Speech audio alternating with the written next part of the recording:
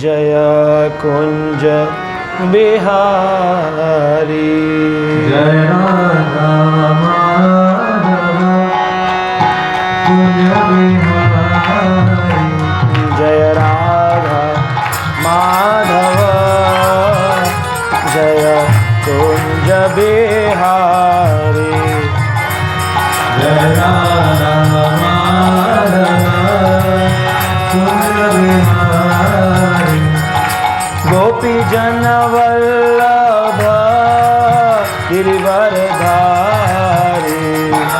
गोपी जन वल्लभ गिरिवरधारी जय गोपी जन वल्लभ गिरिवरधारी गोपी जन वल्लभ गिरिवरधारी यशोदानंदन ब्रज जन रंजन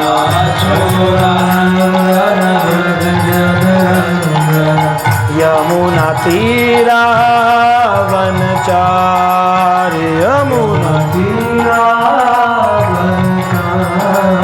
यमुना तीरा वनचारी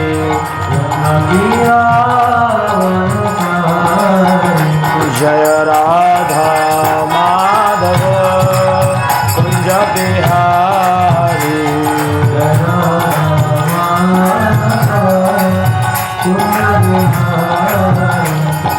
गोपी जन वल्लभ गिरिवरधारी गोपी जन वल्लभ गिरिवरधारी यशोदानंदन ब्रज जन रंजन यमुना तीरा वनचारी यमुना तीरा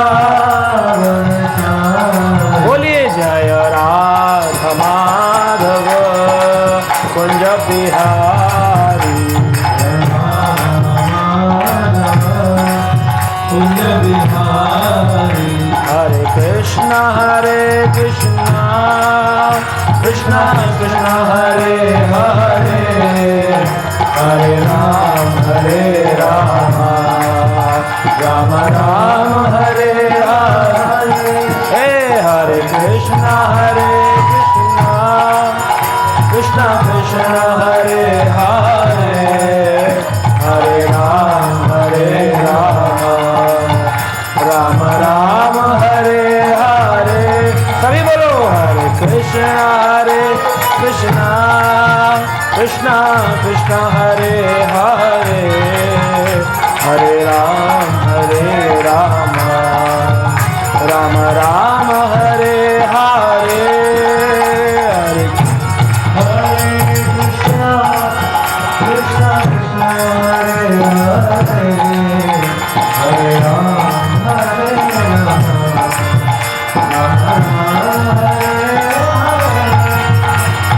कोई कहे राधे श्याम कोई कहे सीताराम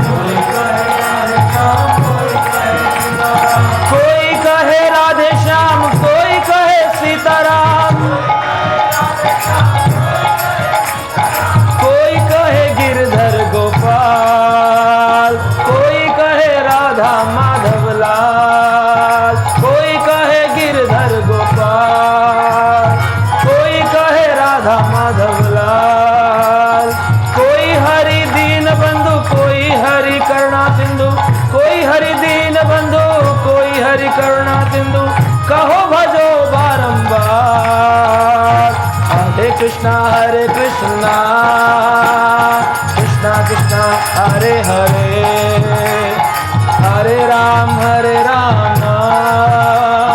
राम राम हरे हरे कृष्णा कृष्णा कृष्णा हरे हरे हरे राम राम हरे हरे हरे कृष्णा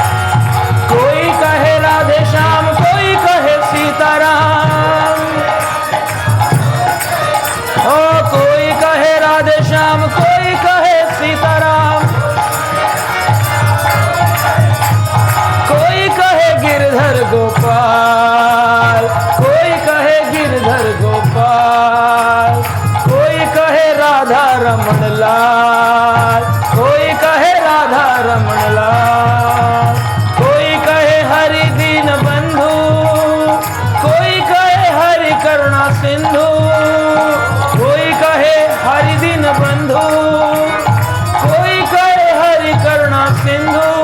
भजो बारंबार हरे कृष्णा कृष्णा कृष्णा हरे हरे, हरे राम राम राम हरे हरे। कृष्णा हरे कृष्णा कृष्णा कृष्णा हरे हरे, हरे राम राम राम हरे हरे। हरे कृष्णा कृष्णा कृष्णा हरे हरे, हरे राम राम राम हरे हरे। हरे कृष्णा कृष्णा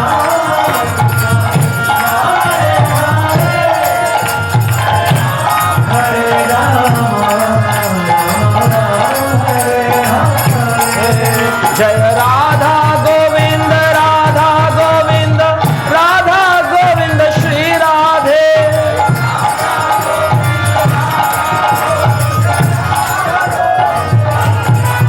जय राधा गोविंद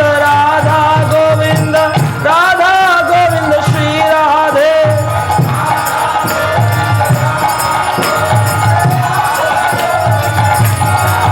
जय राधा श्याम सुंदर श्री राधे।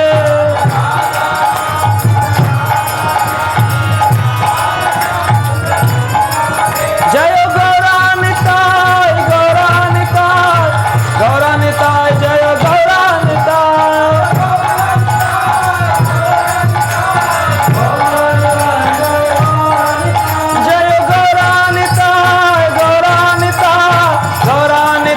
जय गौरानिताय।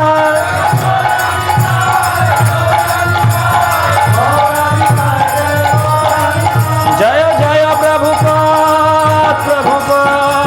प्रभुपाद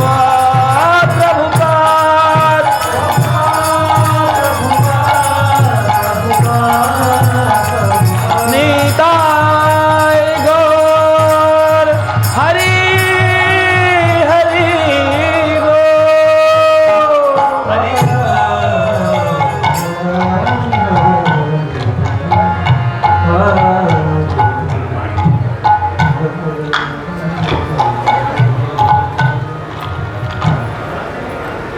हरे कृष्णा। हम सभी भक्तों का स्वागत करते हैं। जी जी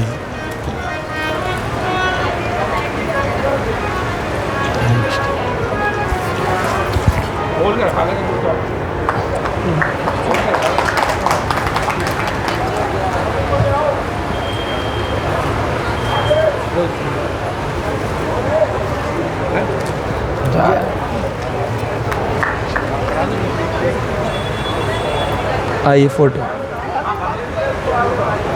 हमारी तरफ से तो हो जाएगा। वो कहाँ गया फोटो वाला? कहाँ गया फोटो वाला? देखियो कहाँ फोटो वाला पंडित जी।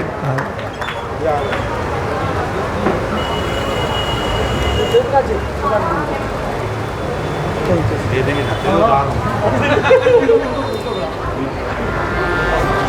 हरे कृष्णा कृष्ण कृष्ण हरे हरे, हरे राम राम हरे कृष्णा। जय राधे राधे राधे गोविंद राधे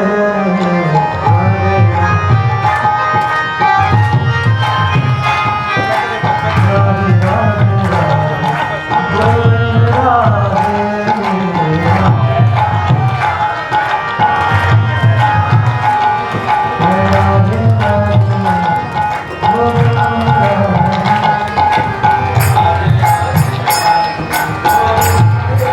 हरे कृष्णा। तो हम सभी हमारे आज के अतिथियों का स्वागत करते हैं। विशेषकर आयुष्मान धर्म प्रचार समिति के सभी कार्यरत महानुभाव, जिसमें हमारे प्रमुख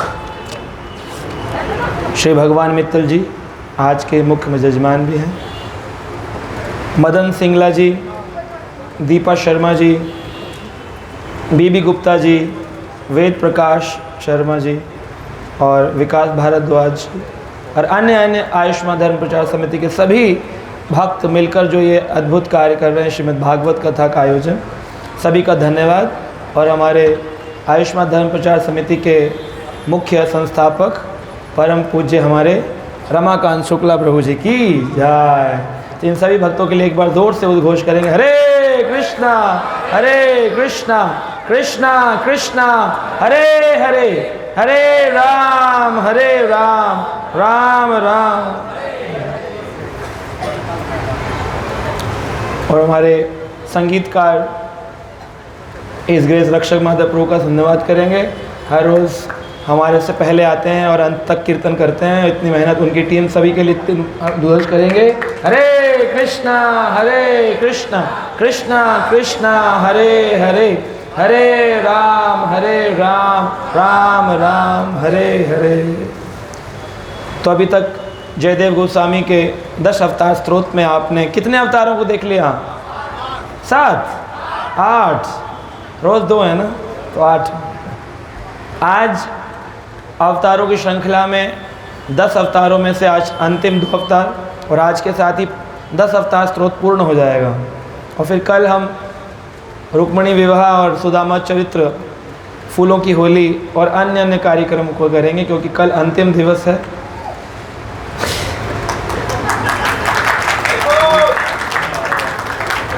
तो आज के कार्य में ऐसे अवतार जो शायद ही कम लोगों के बारे में इसके विचार हैं या जानते हैं या दर्शन किए हैं, बुद्ध अवतार और आने वाले कलयुग के कल की अवतार के दर्शन और उनकी कथा आज रहेगी। प्रारंभ करेंगे।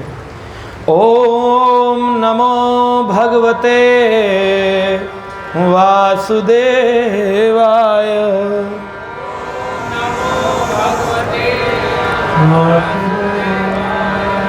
ओम नमो भगवते वासुदेवाय।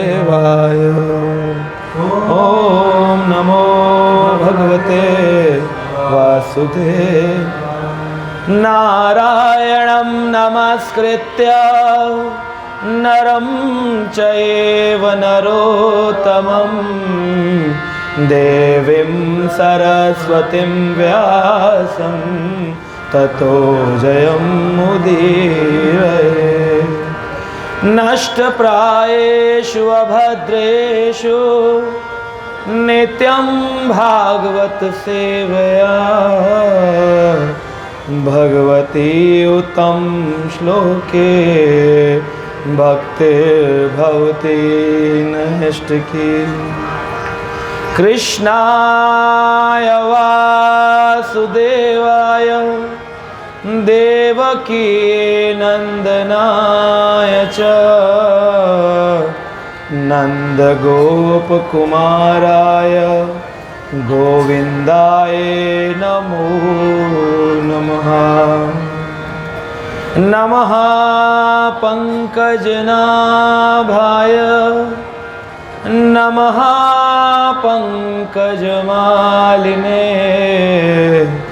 नमः पंकजनेत्राय नमस्ते पंकज आंगे। हे कृष्ण करुणा सिंधो दीनबंधो जगतपते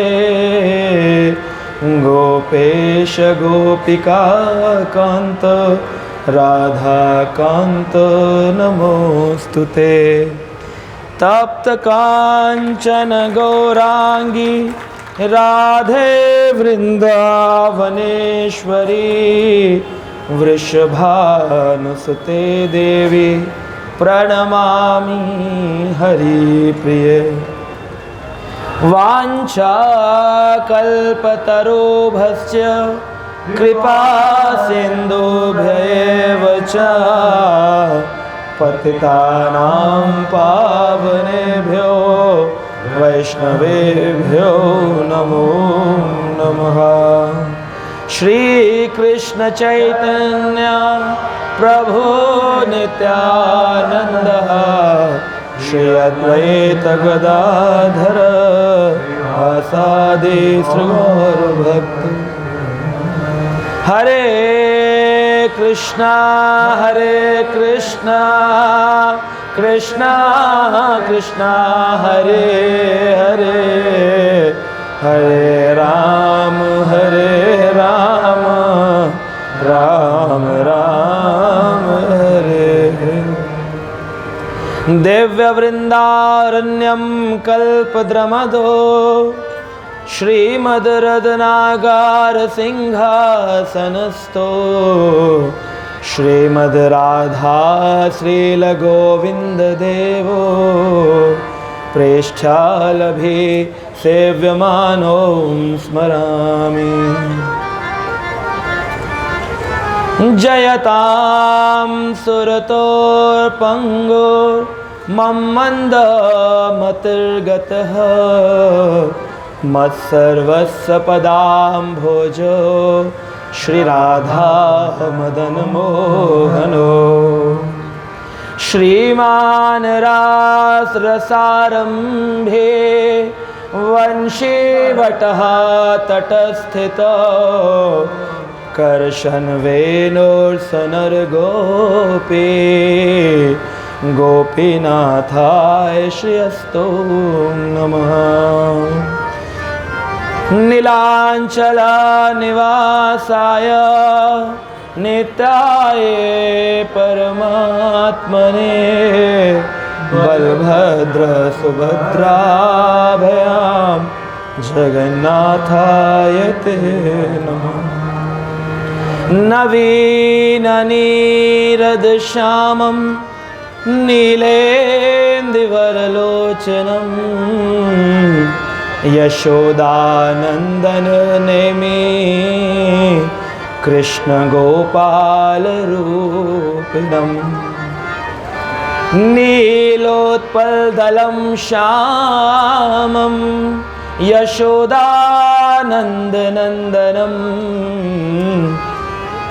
गोपिका नयनानन्दं गोपाल प्रणम्यहम्।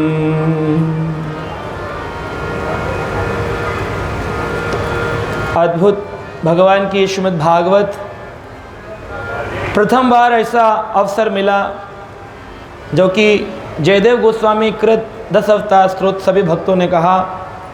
हमने श्रवण किया कई बार, परंतु विशेष भागवत से इसकी व्याख्या कभी नहीं सुनी थी। और साथ में हमारे आयोजक और धर्म प्रचार समिति और हमारे जितने भी सहयोगी हैं, विशेषकर हमारे श्री भगवान मित्तल जी के माध्यम से यहाँ पर हमने कथा के व्याख्यान के साथ साथ दर्शन भी किया। आनंद आया कि नहीं आपको? तो यह भगवान के अवतार के दर्शन अलग अलग युगों में होते हैं, परंतु यहाँ विशेष भागवत में 4-5 दिन में ही सभी संपूर्ण अवतार दर्शन भी हो रहे हैं। और आज तो अद्भुत है, जो हुआ ही नहीं है वो होने वाला है। हरि हरि। तो ऐसा विशेष व्याख्यान चल रहा है। तो आज हम श्री बुद्ध भगवान का प्राकट्य के बारे में श्रवण करेंगे। क्यों भगवान बुद्ध आते हैं? भगवान के बुद्ध अवतार के बारे में लोगों ने सुना है। कलयुग के प्रारंभ होने के 2500 वर्षों बाद, अभी कलयुग को प्रारंभ हुए 5000 वर्ष बीत गए। जब कलयुग महाभारत का अंत हुआ, भगवान श्री कृष्ण अपने धाम नित्य को चले गए। उनके 2500 वर्ष बाद, यानी कि आज से भी 2500 हो गए, 5000 हुए टोटल, 2.5 चले गए और 2500 पहले आए थे। तो 2500 साल पहले भगवान बुद्ध प्रकट हुए। श्रीमद् भागवत के प्रथम स्कंद के 3रे अध्याय के 24 नंबर श्लोक में इस बात की व्याख्यान करी गई। ततः कलो संप्रवर्ते सम्मोहासुरदृशां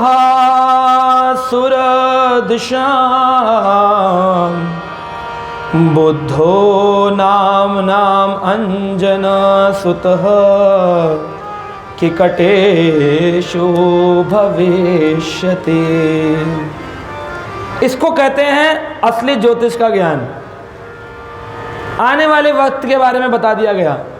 श्रीमद् भागवत में बताया गया चाणक्य नाम के पंडित होंगे, कलयुग में अशोक नाम के राजा होंगे, गौतम बुद्ध नाम के भगवान होंगे, कलयुग में अंत होने पर कल्कि भगवान आएंगे। वो अलग बात है कि ढोंगी कल्कि आ चुके हैं कई सारे, परंतु इस कलयुग की आयु है 4,32,000 वर्ष। 5,000 बीते हैं, यानी कल्कि का अवतरण 4,27,000 साल बाद होगा। और गौतम बुद्ध 2,500 साल पहले अवतरण लेकर चले गए। और गौतम बुद्ध स्वयं भगवान ने कहा था कि मेरा ये जो मूवमेंट है, मेरी जो ये संस्था है, मेरा जो ज्ञान है, ये केवल 1,000 वर्ष तक ही चलेगा। और उन्होंने सारे भिक्षु बनाए, और जब उन भिक्षुओं में स्त्री भिक्षु आ गई तो उन्होंने कहा ये मूवमेंट केवल 500 वर्ष चलेगा। यानी कि आज से 2000 साल पहले बुद्ध का जो प्रकट हुआ था उसका विशेष कारण समाप्त हो चुका है। तो इस काल के लिए जो चल रहा है, ये कौन सा अवतार? वो है श्री चैतन्य महाप्रभु का अवतार। भगवान आए यज्ञ संकीर्तन प्राय जंत ही सुमेधसा। कहते हैं जो बुद्धिशाली जीव है वो इस हरिनाम संकीर्तन को लेगा। कृष्ण वर्णम तुषा कृष्णम संगोपांगास्त्र पार्षदम। कृष्ण वर्णम तुषा कृष्णम संगोपांगास्त्र पार्षदम। यज्ञे संकीर्तनम प्राये यजन्ते ही सुमेधसा। सुमेधा, मेधा मतलब होता है बुद्धि। स्कूल में कोई इंटेलिजेंट बच्चा होता है तो कहते हैं मेधावी छात्र है। मेधा इसकी अच्छी है, बुद्धि, मेधावी। तो जो मेधावी होंगे, समझदार होंगे, वो यज्ञ संकीर्तन यज्ञ करेंगे। इस काल में कलयुग के लिए यज्ञ दिया गया है संकीर्तन यज्ञ। सतयुग के काल में व्यक्ति को ध्यान करना पड़ता था तब भगवान मिलते थे। त्रेता युग के काल में यज्ञ करके भगवान मिलते थे। द्वापर युग के काल में विग्रह पूजा से भगवान प्राप्त होते थे। श्रीमद् भागवत में कहा गया क्रतो यतो ध्यायते विष्णु त्रेतायाम यज्ञते मकः द्वापरम परिचारयम कलो तदो हरि कीर्तना। क्रतो यतो ध्यायते विष्णु। सतयुग में ध्यान से भगवान मिलते थे। कई कई हजारों साल तक ध्रुव ने तपस्या करी, 6 महीने 36,000 साल का राज्य मिला। ध्यान करने से सतयुग में भगवान मिलते थे। कलयुग में ध्यान से भगवान नहीं मिलेंगे। त्रेतायाम यज्ञते मकः। यज्ञ आहुति करने से कब मिलते थे? त्रेता युग में। आजकल यज्ञ में शुद्ध देसी घी नहीं मिल रहा बाजार में, लकड़ी शुद्ध नहीं है, मंत्र शुद्ध नहीं है, वातावरण शुद्ध नहीं है, तो कैसे यज्ञ होगा? यज्ञ कुंड का जो यज्ञ कुंड है वो मिट्टी का बना होना चाहिए। आजकल किस में करते हैं? लोहे के पात्र में, तो खंडित हो गया। इसलिए त्रेता युग में रामचंद्र भगवान ने जब यज्ञ किया और उसके यज्ञ में आकर के बड़े बड़े राक्षस मलमूत्र विसर्जन करते थे, तो भगवान राम ने जाकर के विश्वामित्र ऋषि की मदद करी और उस यज्ञ को पूर्ण कराया। त्रेतायाम यज्ञ थे मकः। त्रेता युग में भगवान यज्ञ से मिलते थे। द्वापरम परिचारयम। द्वापर युग में परिचार्य, मूर्ति की पूजा। भगवान श्री युधिष्ठिर राजसूय यज्ञ करके भगवान श्री कृष्ण की पूजा करवाए, सोने की थाली बंटवाई सबको, और राजसूय यज्ञ में भोजन खिलाया जाता था। जितने भी ब्राह्मण आते थे, जितने पुजारी, जितने भक्त, ऋषि मुनि, सभी को सोने की थाली में प्रसाद मिलता था। आजकल मिलता है? सोने की थाली खिलाकर कहते थे सोने की थाली फेंक दो, यूज एंड थ्रो। और जब सोना खत्म हो जाता था तो उनके पास रिसाइकिल की मशीन थी। अर्जुन ने आकर कहा प्रभु सारी थाली समाप्त हो गई, लोग ज़्यादा हैं। भगवान श्री कृष्ण ने कहा घोड़े की जो जींद होती है आजकल लेदर की होती है, तब सोने की होती थी। उतार लो और उसको रिसाइकिल करके नई थालियाँ बनाओ, कूड़े वाली मत यूज़ करना, तब जाकर के राजसूय यज्ञ पूर्ण हो रहा है। और राजसूय यज्ञ में एक शंख रखा गया था, बोले ये बजेगा जब यज्ञ पूर्ण हो जाएगा। सारा संकीर्तन यज्ञ हो गया, सारा सब कुछ हो गया आयोजन, लेकिन शंख नहीं बजा। बोलते हैं ना ढपोल शंख, शंख बोले नहीं तो क्या बोलते हैं उसको, ढपोल। ये शंख जो बोलता नहीं तो ढकोल शंख, ढपोल शंख, शंख बोला नहीं। तो सबने जाकर ऋषि मुनियों से कहा ये शंख बोला क्यों नहीं? तो उन्होंने बताया आपसे किसी भक्त के प्रति अपराध हुआ है, इसलिए ये शंख बोल नहीं रहा। जब आप किसी भक्त की त्रुटि निकालते हो तो उस भक्त के प्रति आप अपराध करते हो। और अपराध शब्द का मतलब है राधा रानी से दूर हो जाना। जीवन में उसको कभी भक्ति नहीं मिलती जो भक्त की गमियां निकालता, तुम में ये कमी, तुम में ये कमी, तुम में ये कमी। तो किसी की निंदा, किसी की कमी नहीं निकालनी चाहिए, उसकी जीवन की भक्ति समाप्त हो जाती है। तो कहा बज नहीं रहा, क्या हुआ पता करो। भगवान कृष्ण पूछे द्रौपदी से पूछो, द्रौपदी आपने क्या अपराध किया? बोले मुझे तो नहीं जान पड़ता मैंने कोई अपराध किया, पता करवाओ। पता करवाया गया। द्रौपदी ने कहा हो सकता है मुझे थोड़ी सी घृणा आई थी एक जगह पर। कब? बोले एक साधु आए थे जो कर पात्री थे। कर पात्र यानी कर में जितना आता था हाथ में उतना ही भोजन करते हैं, उससे कहते हैं कर पात्री। थाली में भोजन नहीं करते हैं, हाथ में कर में जितना आए उतना ही भोजन करना चाहिए, उधर के लिए उतना संतुष्ट है, कर पात्री। तो कर पात्र करते थे, लेकिन उन्होंने क्या किया, जितना भी रसगुल्ले, गुलाब जामुन, दही बड़े थे सबको मिलाकर खा लिया। तो द्रौपदी ने पूछा महाराज 56 भोग को मिला क्यों रहे हो? बोले पेट में जाके मिल जाना है तो पदार्थ बुद्धि क्या रखनी, सभी तो भगवान का प्रसाद है। प्रसाद, प्रसाद का अर्थ है प्रभु के साक्षात दर्शन। प्रसाद, प्रभु के साक्षात। अब प्रसाद में कहो, कल यहाँ प्रसाद बट रहा था, लोग कह रहे थे लाल वाली बर्फी दो, लड्डू दो, पेड़ा दो, चॉकलेट दो, तो ये क्या है? प्रसाद है। ये है पदार्थ बुद्धि। क्या है? पदार्थ बुद्धि। तो जब मिक्स करके खाया तो उनको बड़ा लगा कि अरे द्रौपदी ने कैसे भोग को गलत उपयोग कर रहा है, पदार्थ बुद्धि है। तो द्रौपदी के मन में थोड़ा सा एक घृणा के भाव है। बोले बस यही हो गई गलती, जाओ बुला के लाओ दोबारा साधु को। अब ढूंढा, साधु मिले नहीं, बड़ी मुश्किल से साधु मिले, ला करके बिठाया गया। उनसे कहा हमसे गलती हो गई, पुनः आप आज का प्रसाद ग्रहण करें। जैसे ही उन्होंने प्रसाद ग्रहण किया, उन्होंने तो वैसे ही ग्रहण किया मिला के, लेकिन द्रौपदी के मन में से घृणा की भावना चली गई। जब घृणा की भावना रहेगी, आप कितना ही बढ़िया भक्त हो, आपको भगवान स्वीकार नहीं करते हैं। भगवान ने दुर्वासा ऋषि जो थे, उन्होंने अम्बरीश के प्रति एक अपराध कर दिया। बड़े ऋषि थे, तपस्वी, ऐसे कि आते निकालकर यमुना में धो लेते थे अपनी, इतने बड़े ऋषि थे। लेकिन उन्होंने अपराध कर दिया था अम्बरीश के प्रति। उनको सुदर्शन चक्र ऑटोमेटिक चलता है। जिसने भक्त के प्रति अपराध किया कि ये गलत है, ऐसा थोड़ी बोलना चाहिए, ऐसा थोड़ी कहना चाहिए, भक्त के प्रति अपराध किया तो क्या होगा, सुदर्शन ऑटोमेटिकली चलता है। भक्त तो विनम्र होते हैं, वो कहेंगे कोई बात नहीं जाने दे, लेकिन ऊपर से सुदर्शन चलेगा। उन्होंने दुर्वासा के शरीर को जलाना प्रारंभ कर दिया। एक लोक से दूसरे लोग शिव जी के पास गए, शिव जी बोले हम कुछ नहीं कर सकते। दौड़ते दौड़ते ब्रह्मा जी के पास गए, बोले हम भी कुछ नहीं कर सकते। विष्णु जी के पास गए, विष्णु जी बोले हम भी कुछ नहीं कर सकते।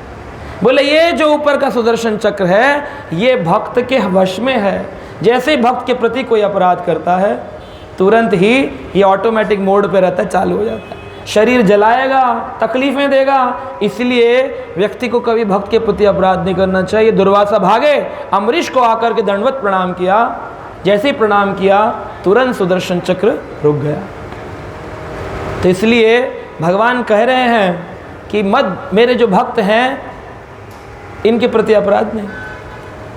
जब भगवान ने पूतना को मारना चाहा तो भगवान जब गोकुल में प्रवेश किए, पूतना आई पीछे से उनको मारने, उसको खैचरी कहते थे। खैचरी यानी खे मतलब आकाश से जो विचरण करती है, खैचरी बोलते हैं। आजकल भी आकाश से विचरण करती है। कौन? मोबाइल की रेज, टीवी की रेज हमारे घरों में आती पूतना के रूप में। खैचरी आकाश मार्ग से आ रही है। पूतना का मकसद क्या था? वृंदावन में कृष्ण को मार देना।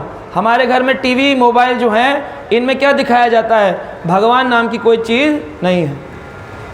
गूगल इज़ गॉड, 2 साल पहले अनाउंस कर दिया गूगल इज़ गॉड, हर प्रश्न का उत्तर देता है।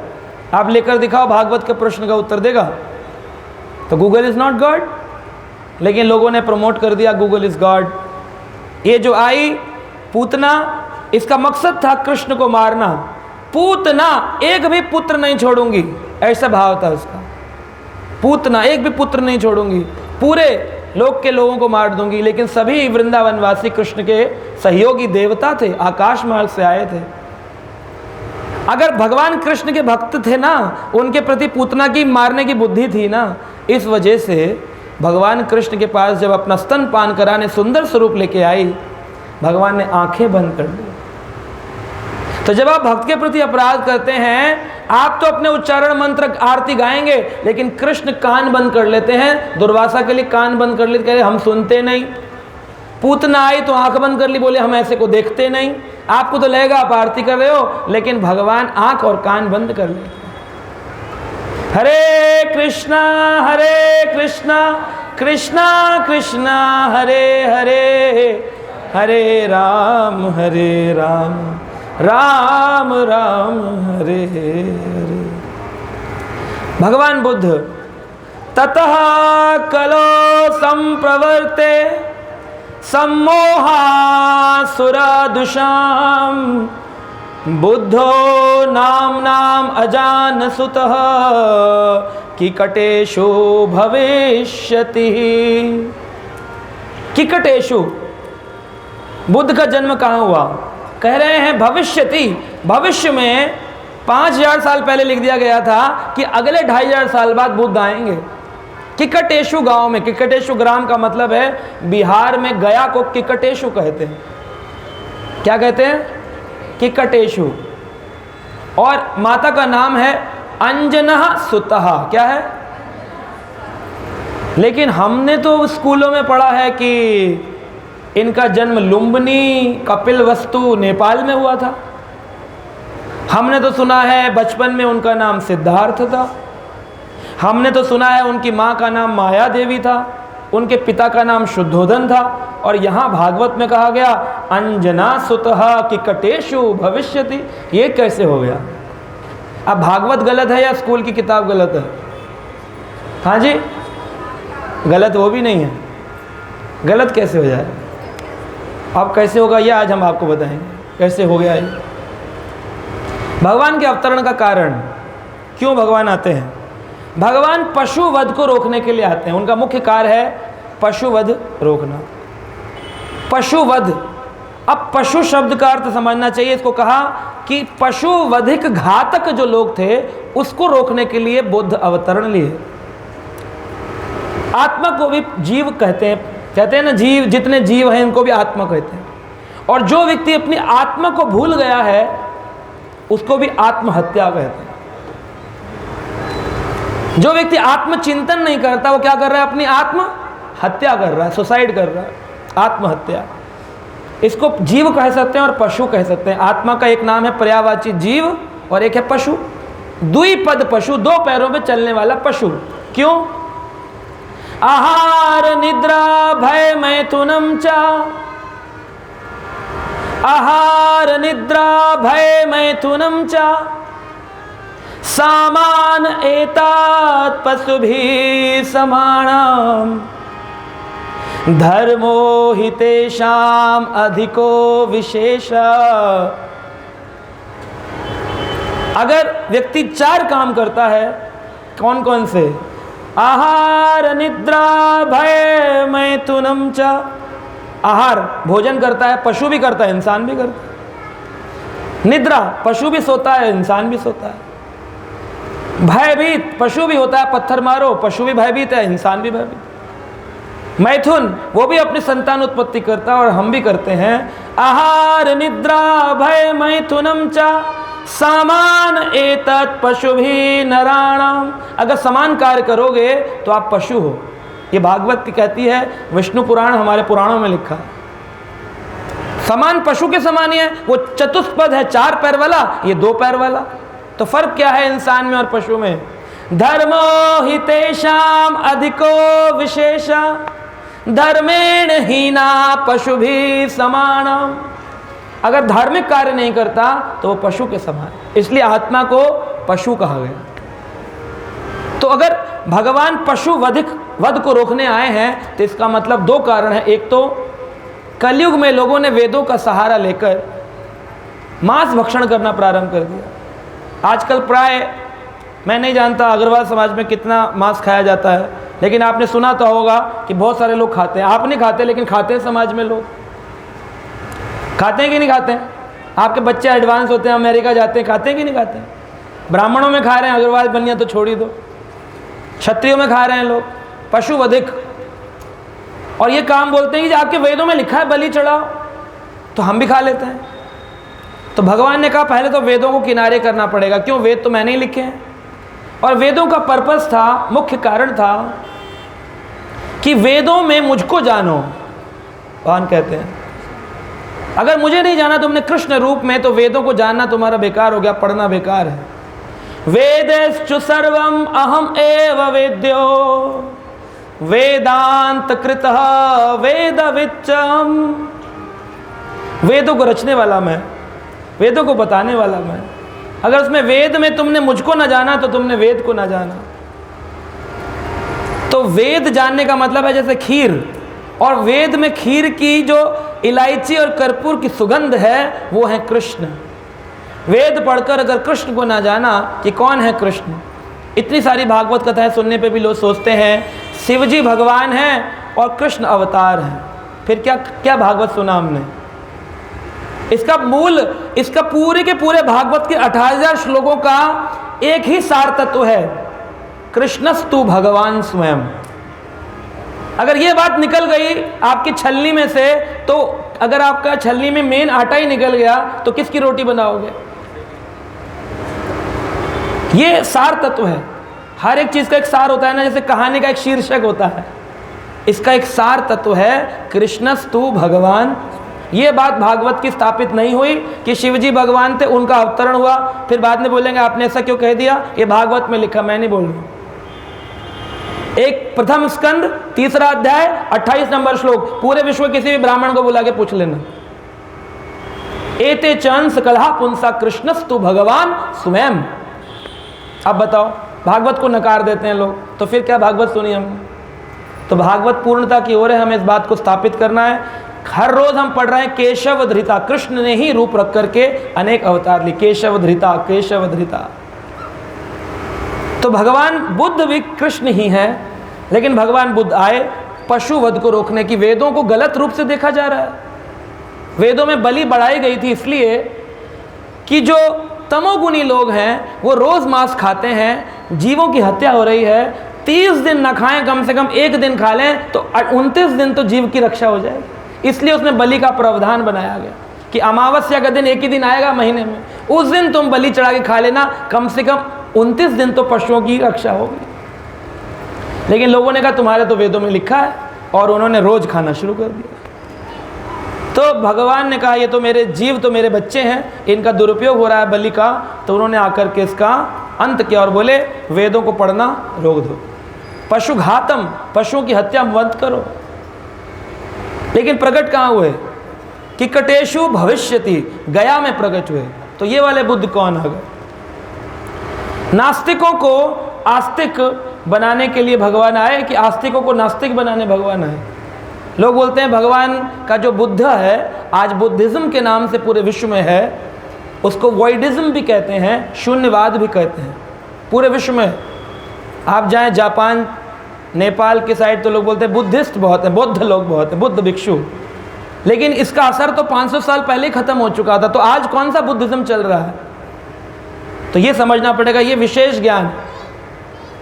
नास्तिकों को आस्तिक बनाने के लिए आए थे कि आस्तिकों को नास्तिक बनाने आए थे? भगवान तो कभी नास्तिक बनाते नहीं, तो भगवान क्यों आए? क्या पर्पस है? वैदिक यज्ञों के बहाने जो कसाई घर चल रहे थे उनको रोकने के लिए भगवान आए। भगवान ने कहा ये कसाई घर बंद कराने पड़ेंगे। मांस शब्द का अर्थ है मांसह, मांसह। स्कंद पुराण में कहा है जातु मासम न भोक्तव्यम प्राणे कंठेर गतिरपि। क्या बोला है? जातु मासम न भोक्तव्यम प्राणे कंठेर गतेरपि। अगर प्राण कंठ में भी आ जाए ना तब भी भोक्तव्यम, मांस नहीं खाना चाहिए।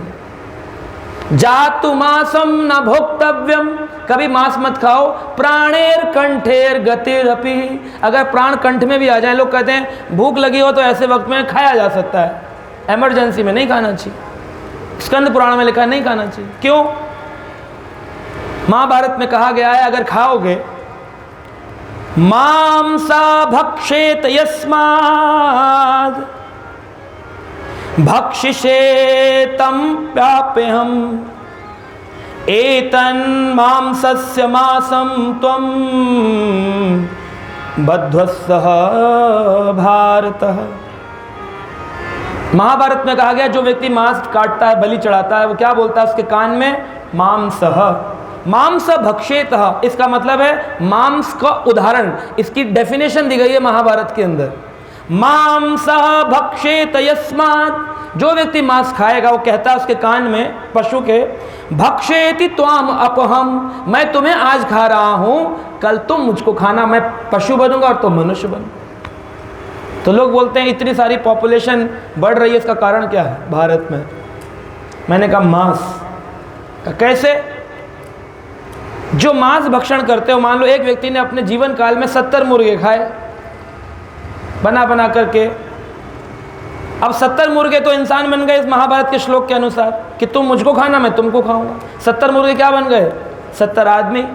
और एक आदमी क्या बना? एक मुर्गा ही तो बनेगा, 70 मुर्गे तो नहीं बन जाएगा।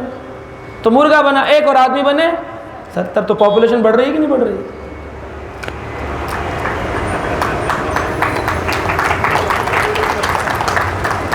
तो मांस बंद हो जाए तो ये पॉपुलेशन रोकी जा सकती है। ये भागवत में, महाभारत में बताया। मांसा भक्षेत यस्मात् भक्षिष्मि तमाप्यहम् एता मांसस्य मासं त्वं बद्धस्व भारत। श्रीमद् भागवत पुराण के पंचम स्कंद के 23वें अध्याय में 12वां नंबर श्लोक इस बात को स्थापित करता है कि अगर कभी गलती से खा लिया, एडवांस ज़माने के चक्कर में आजकल लोग KFC का खा लेते हैं, बोले हमने काटा थोड़ी है, बनकर जहाँ से भी आया हो, खा लेते हैं स्वाद स्वाद।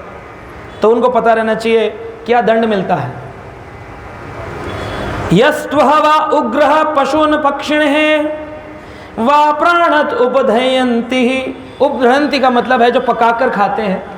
यस्त्वं वा उग्रः पशु पक्षिणः, पक्षी यानी मुर्गे, तीतर, कबूतर, पशु यानी कि जैसे बकरे आदि आदि। यस्तेव वा उग्रः पशु पक्षिणः, पशु और पक्षी को जो खाते हैं, वा प्राणात् उपरधयन्ति, उनको पकाते हैं, उनके प्राण निकालते हैं। तम उपकरणम पुरुषादपि विगरितम अमुत्रयमनुचरः कुंभिपाके तप्त तेल उपधयन्ति। 28 नरकों का वर्णन किया गया भागवत के अंदर।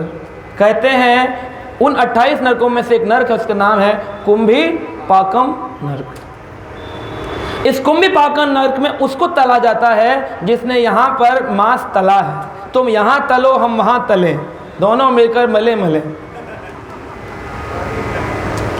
तला जाएगा उस व्यक्ति को। कुंभिपाकम तप्त तेले, गरम तेल के अंदर, उपधयंती, तुमने यहाँ पकाया तुम वहाँ पकोगे। साफ साफ आप भागवत पढ़कर भी नहीं समझा व्यक्ति। एक मेरे मित्र हैं, वो रामायण का पाठ करते हैं, लेकिन कहते हैं जिस दिन रामायण खत्म होती है उस दिन मैं भंडारे में फिर मांस खाता हूँ। ऐसे लोग भी हैं। तो खाली नाम बोल लेने से या पाठ कर लेने से परिवर्तन नहीं होगा। कलयुग केवल नाम आधारा, सुमिर सुमिर नर उतर ही पारा। कलयुग में केवल नाम का आधार है और उस आधार से हमको भगवान के नाम का भजन करना। लोग बोलते हैं भगवान ने अवतरण ही क्यों लिया बुद्ध रूप में? उन्होंने तो संकल्प शक्ति मात्र से सब कुछ समाप्त कर देना चाहिए था। आवश्यकता क्या थी कि भगवान को अवतरण लेना है? इसका उदाहरण बड़ा सुंदर आचार्यों ने दिया। मान लो एक रेलगाड़ी वृंदावन जा रही है। कहाँ जा रही है? हाँ, जो वृंदावन जा रही है। अब वृंदावन रेलगाड़ी जा रही है और हमारे श्री भगवान मित्तल जी कार्यक्रम पूर्ण हो जाने के बाद सभी जो आए हैं उनको वृंदावन ले जा रहे, कह रहे तुमने कथा सुनी, सब वृंदावन चलो एक बार।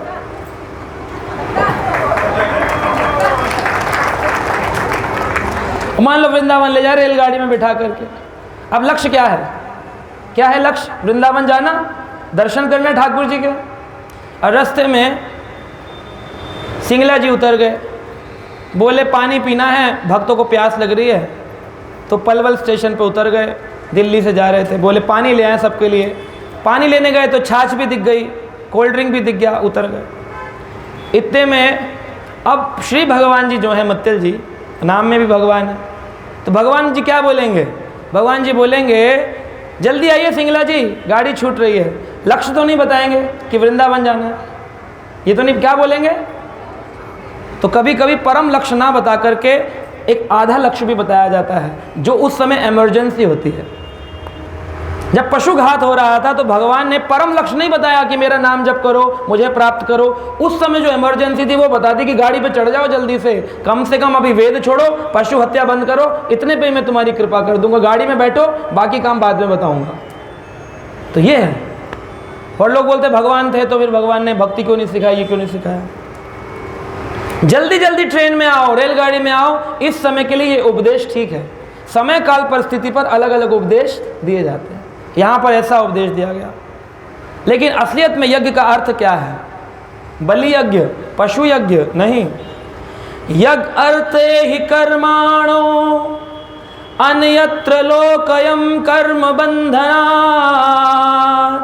तदर्थम कर्म कौंतवे मुक्त संग समाचर।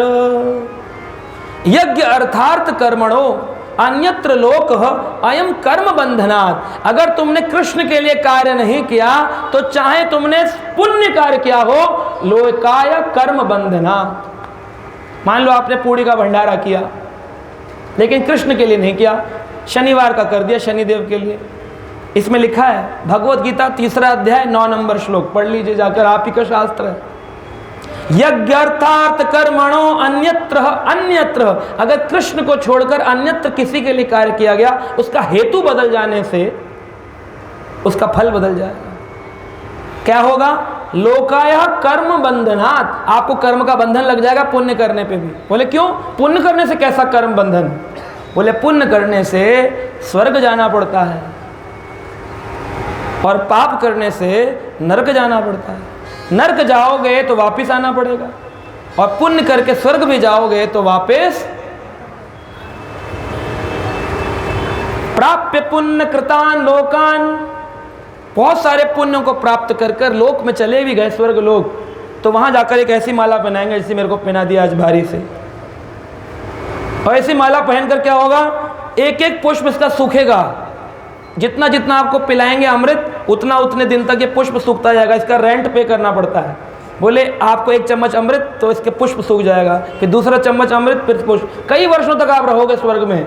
लेकिन क्षीणे पुण्यम, पुण्यों के क्षीण होते ही क्षीणे पुण्यम मृत्यु लोकम विशंति, वापिस स्वर्ग लोक से नीचे गिर जाना पड़ेगा। तो क्या फायदा हुआ इतने पुण्य भंडारे करने का, जब वापिस ही पृथ्वी लोक पे आ गए। मान लो आज नहीं आए, 1000 साल बाद पितृ बन के स्वर्ग लोक गए थे, लेकिन पितृ जो थे उनके लिए उन्होंने और उनके जनों ने, किसी ने भी कृष्ण के लिए कार्य नहीं किया, तो सभी पितरों को पुनः पुनः पृथ्वी पर आना पड़ता है।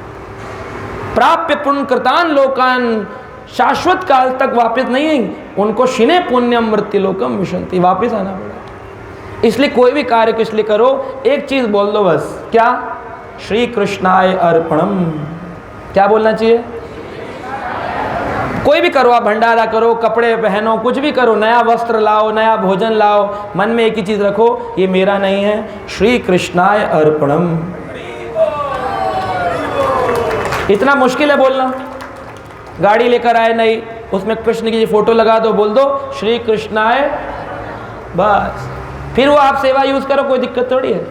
मालिक की अथॉरिटी उनकी बना दी। मित्तल जी के कंपनी में काम करने वाला एक व्यक्ति है, वो गाड़ी लेके आया, पेपर में मित्तल जी का नाम डाल दिया, भाई कंपनी का काम, वो गाड़ी चला रहा है लेकिन नाम इनका पड़ा हो। आप गाड़ी लेके आए, नाम किसका लगा दिया? कृष्ण का, आपको बंधन नहीं लगेगा। गाड़ी में आप मान लो रोड पर चालान कटे, भरेगा कौन? ड्राइवर की मित्तल जी। आपने जीवन काल में कोई अपराध भी कर दिया, कोई गलती हो गई, कृष्णाय अर्पण बोलने से कृष्ण रक्षा कर लेंगे। हरे कृष्णा कृष्णा कृष्णा हरे हरे, हरे राम राम राम हरे हरे।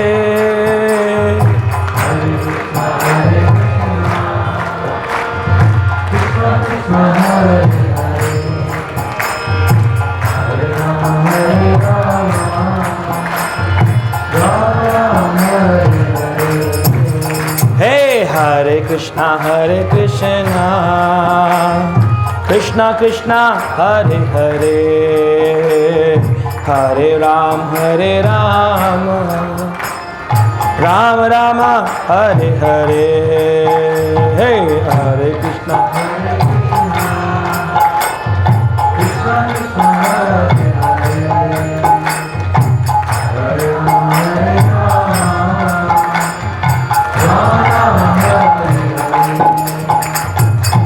हरि का भजन करो, हरि है तुम्हारा। हरि का भजन करो, हरि है तुम्हारा। हरि के भजन बिना नहीं कोई गुजार। हरि का भजन करो, हरि है तुम्हारा। हरि के भजन बिना नहीं कोई गुजारा। हरि का भजन करना है क्योंकि हरि आपके हैं, आप उनके अंश हैं, इसलिए हमको भगवान का नाम लेने में सोच देर नहीं करनी चाहिए। गोविंद बोलो हरि गोपाल बोलो, गोविंद बोलो हरि गोपाल बोलो, गोविंद बोलो।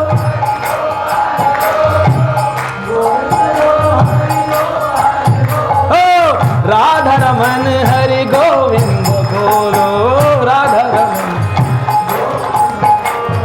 गोविंद बोलो, हरि गोपाल बोलो, गोविंद बोलो हरि गोपाल बोलो। ओ राधा रमन हरि गोविंद बोलो, राधा रमन हरि गोविंद बोलो। बोलो बोलो गोविंद बोलो, हरि गोपाल बोलो, राधा रमन हरि गोविंद बोलो।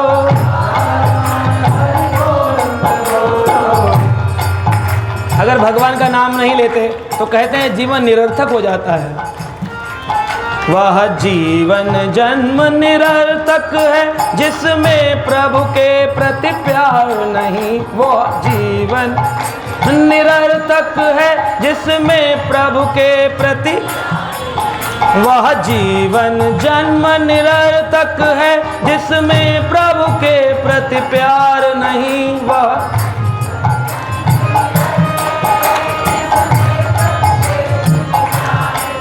निष्फल वह विद्या बल वैभव जिसमें जग का उपकार नहीं। निष्फल वो विद्या बल वैभव जिसमें जग का उपकार नहीं। वह जीवन जन्म निरर्थक है जिसमें प्रभु के प्रति, वह जीवन जन्म निरर्थक है जिसमें प्रभु के प्रति,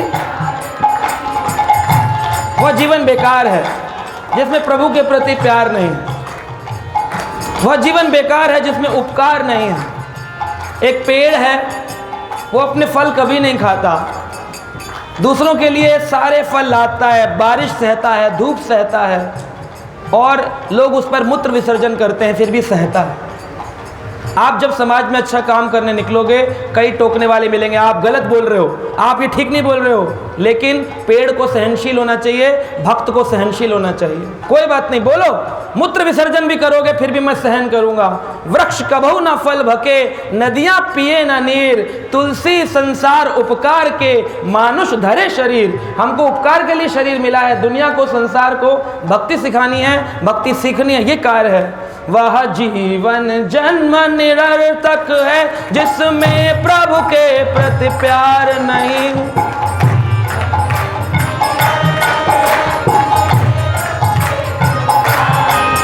निष्फल वह विद्या बल वह भव जिसमें जग का उपकार नहीं।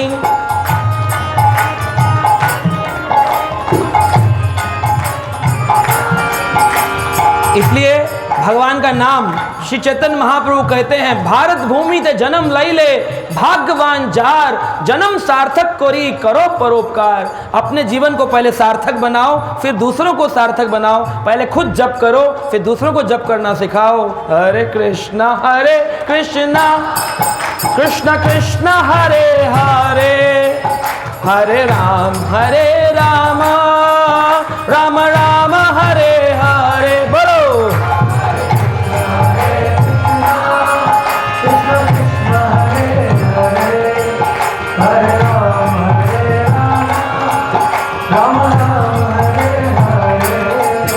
हरे कृष्णा कृष्ण कृष्ण हरे हरे, हरे राम राम राम हरे हरे।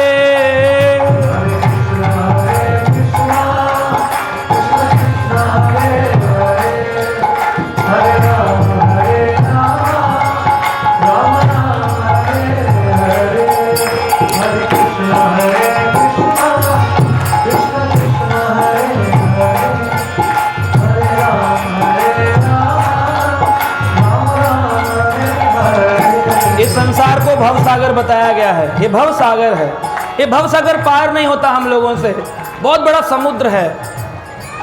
इस मनुष्य शरीर को पाकर भी अगर हम भगवान का भजन नहीं कर पाए तो हमने अपने इस मनुष्य शरीर का उपयोग व्यर्थ कर दिया, गवा दिया। मिला था बड़ा अच्छा मौका, मर्सिडीज मिली थी, लेकिन ट्रैक्टर की तरह इस्तेमाल करके इसको व्यर्थ कर दिया। वैसे तो नर तन दुर्लभ है जिसको पाने को सुर तरसे, वैसे तो नर तन दुर्लभ है जिसको पाने को सुर तरसे। बड़े बड़े देवता मनुष्य शरीर लेकर आना चाहते हैं, क्यों? केवल पृथ्वी लोक पर ही भजन बनता है। स्वर्ग में सुख बहुत हैं तो भूल जाते हैं, और नरक में दुख बहुत हैं तो भूल जाते हैं। केवल पृथ्वी लोक ऐसा है, मनुष्य शरीर ऐसा है जिसमें आप भजन कर सकते हो। और इस मनुष्य शरीर को पाकर भी अगर आपने मंत्र जाप नहीं किया, भव सागर पार नहीं किया, तो इसको व्यर्थ कर दिया। वैसे तो नर तन दुर्लभ है जिसको पाने को सुर तरसे।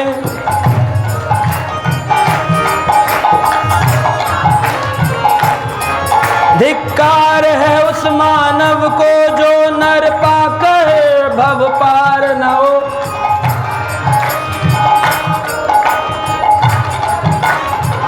उस मानव को धिक्कार है। मनुष्य जन्म पाइया, राधा कृष्ण ना भजिया, जानिया सुनिया विष खाइया। एक होता है अनजाने में जहर खा लिया, जान पूछ करके खा रहे हैं। धिक्कार है उस मानव को जो नर तन पा भव पार न हो। धिक्कार है उस मानव को जो नर तन पा भव पार न हो। इस नर तन को पाकर के भी भव पार नहीं हो रहे। क्या करना है? कोई बड़ा मुश्किल काम नहीं है। ठाकुर जी का चिंतन करना है, अपने काम करते रहना है, बस भगवान का नाम बोलना है। हरे कृष्णा कृष्ण कृष्ण हरे हरे, हरे राम राम राम हरे हरे।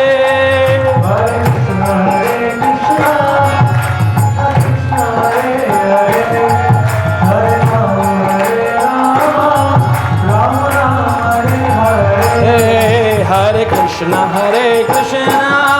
कृष्ण कृष्ण हरे हरे, हरे राम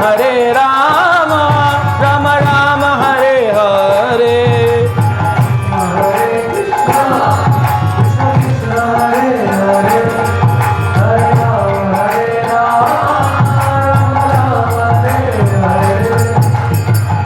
हरि नाम से सारे काम बन जाएंगे आपके। ऐसा कोई काम नहीं जो भगवान के नाम से पूर्ण नहीं हो सकता। नाम में इतनी शक्ति है, क्योंकि कलयुग में भगवान बुद्ध के रूप में आए थे, कल्कि के रूप में आएंगे, लेकिन इस काल में जो चल रहा है केवल नाम के रूप में भगवान विराजमान है। बहुत दूर जाने की ज़रूरत नहीं, बस भगवान का नाम का जप माला निकालो, साक्षात उस बीड़ बैग में, उस थैली में भगवान प्रकट हो जाएंगे। भगवान कहते जिस पल तुम मेरा नाम लेते हो तुम्हारी जिह्वा पर मैं अवतरण लेता हूँ, और वो जिह्वा जो कृष्ण कहती है वो गोकुल स्थली बन जाती है। कृष्ण प्रकट हो जाते हैं। जिस पल आप हरे बोलते हो, हरे का शब्द का मतलब है राधा रानी। राधा रानी को हरे कहकर संबोधित किया गया, क्योंकि हम इतने उच्च नहीं हैं कि राधे राधे बोल दें। राधे राधे बोलने के लिए बहुत ऊंची स्थिति की भजन चाहिए। उच्च स्थिति का भजन ना होने पर राधा रानी का नाम ऐसे ही बोल देने से अपराध लगता है। आप कहेंगे कैसे? जैसे किसी का नाम मान लीजिए जगजीत सिंह है, अब उन साहब को उनके घर के लोग तो जग्गू कह सकते हैं, लेकिन आप उनको जग्गू जी हैं तो आप वो नाराज हो जाएंगे। ऐसे राधा रानी विशेष वृंदावनेश्वरी है। वृंदावनेश्वरी को वृंदावन के भाव के जो भक्त हैं वो राधे राधे कह सकते हैं, क्योंकि उनका भाव है हर सांस सांस पे हो सुमिरन तेरा, यूं ही निकल जाए जीवन में। गरीब व्यक्ति भीख मांग रहा है, वो भी क्या बोल रहा है? राधे राधे। लेकिन दिल्ली में घूमने वाला, माया से ग्रसित जीव, धन कमाने की कामना वाला, मान प्रतिष्ठा पाने वाला अगर राधे राधे बोलता है, राधा रानी के चरणों में अपराध करता है। इसलिए श्री चैतन्य महाप्रभु ने सरल हमको दिया, हरे कहकर संबोधित करो। राधा रानी का एक नाम है छुपे रूप से हरे, संबोधन शक्ति हरा। उनको जब संबोधित करते हैं व्याकरण में तो हरे कहते हैं। आपने कभी हिंदी व्याकरण पढ़ा हो, संस्कृत व्याकरण, तो उसमें संबोधन प्रथमा द्वितीय तृतीय चतुर्थी पंचमी छठी सप्तमी संबोधन, संबोधन में हे राम हो, हे राम हे, ऐसे होता है। तो जब वो हो जाता है व्याकरण के अनुसार, हरा भगवान की अंतरंग का शक्ति है, संबोधन व्याकरण से उसे हरे कहते हैं।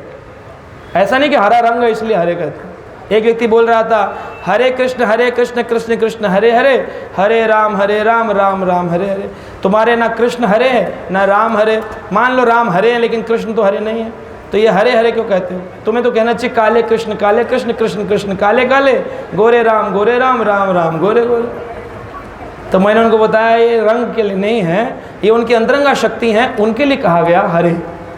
तो हम दिल्ली वासियों को और जो शहर में रहने वाले लोग हैं जो कृष्ण भजन के अंदर अभी उतने उत्कृष्ट नहीं हैं, उनको क्या बोलना चाहिए? हरे कृष्णा। अब कुछ लोग कहते हैं राधे राधे जपेंगे तो शाम चले आएंगे। शाम जी इतने खाली हैं कि राधे राधे बोलने पे चले आएंगे? नहीं आएंगे। पहले तो आप राधे राधे बोलने योग्य नहीं, और अगर योग्य बन भी जाते हैं तो शाम ऐसे आते नहीं। उनको बोलने के लिए तीव्र भजन करना पड़ता है। हरे शब्द को जब आप राधा रानी का नाम लेंगे हरे, तो आपकी जिह्वा पर राधा रानी प्रकट होंगी और वो जिह्वा बरसाना रावल धाम बन जाएगी। अब आपने ये तो समझा दिया प्रभु जी कि कृष्ण बोलेंगे तो क्या बन जाएगी? गोकुल धाम। हरे बोलेंगे तो बरसाना धाम, रावल धाम। और अगर राम बोलेंगे तो राम शब्द के 3 अर्थ। राम मतलब बलराम, राम मतलब परशुराम, राम मतलब रामचंद्र, और एक राम मतलब हमने कल बताया था रा अक्षर श्री राधिका माँ मन मोहन जान, राम ही तो कृष्ण है कहत सजन सुजान। तो राम शब्द का अर्थ राधिका मधुसूदन, राधिका मनमोहन, राधा माधव, उनको भी सूक्ष्म रूप से राम ही कहते हैं। तो राम कहने में भी कृष्ण ही है। तो कृष्ण शब्द का अर्थ है सर्व आकर्षण करता इति कृष्ण, राम शब्द का अर्थ है सर्व आनंदित करता इति राम, सबको आनंद प्रदान करने। तो अगर आप पूरा मंत्र बोलते हैं तो क्या होगा? तो बोले अगर कोई पूरा महामंत्र बोलता है हरे कृष्ण कृष्ण कृष्ण हरे हरे, हरे राम तो क्या होगा? उसकी जिह्वा रास स्थली बन जाएगी। क्या बन जाएगी? आप कहेंगे रास कैसे? रास किसके बीच में हुआ था? राधा रानी और कृष्ण के बीच में। तो हरे का मतलब राधा रानी और कृष्ण का मतलब कृष्ण। तो जब आप बोलते हैं हरे कृष्ण तो ये दोनों पास आते हैं, हरे कृष्ण और पास आते हैं। फिर आप बोलते हैं हरे हरे, राधा रानी दूर जाती है, फिर कृष्ण कृष्ण दूर जाते हैं, फिर हरे राम पास आते हैं, हरे राम पास आते हैं, फिर हरे राम और पास, फिर हरे हरे राम। राम राम हरे हरे, ये चलता रहता है, लूप बन जाता है पूरा। और ये रास चलता है, कभी पास कभी दूर कभी पास, ये डांस चलता है। और जीव क्या बन जाती है? वृंदावन की रास स्थली। तो रास देखने के लिए वहाँ जाने की जरूरत नहीं, केवल यहाँ आप मंत्र बोलो, रास स्थली बोलो।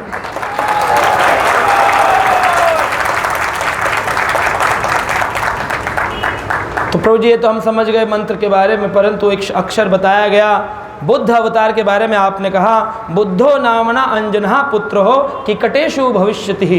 किकटु से तो गया में जन्म हुआ, पर हमने तो सुना था बुद्ध का जन्म तो कपिलवस्तु लुम्बिनी में हुआ। भगवान बुद्ध के अवतरण के 200 वर्ष बाद सिद्धार्थ का जन्म हुआ। ये दो अलग कैरेक्टर्स शास्त्र में। भगवान बुद्ध में और गौतम बुद्ध में भेद है। भगवान बुद्ध का अगर भागवत पढ़ेंगे तो क्या लिखा? किकटेशु भविष्यति, भविष्य में गया में जन्म लेंगे। और इन्होंने अपना ज्ञान गया में प्राप्त किया। जैसे अगर आज किसी को भक्ति सीखनी हो तो क्या कहते हैं? वृंदावन जाओ, भक्ति प्राप्त हो जाएगी। वृंदावन में भक्ति रानी रहती है, जो भी जाएगा वृंदावन में भक्ति मिल जाएगी। ऐसे ही जब सिद्धार्थ के अंदर वैराग्य उत्पन्न हुआ तो सिद्धार्थ अपना घर त्याग कर जब गए 13 वर्ष की आयु में, तो क्या देखते हैं कि जब वो चलते चलते बुद्ध गया पहुँचे बिहार, उस वृक्ष बुद्ध गया वृक्ष के नीचे बैठकर उनको क्या हो गया? ज्ञान प्राप्त हुआ। लेकिन वो ज्ञान था किसका?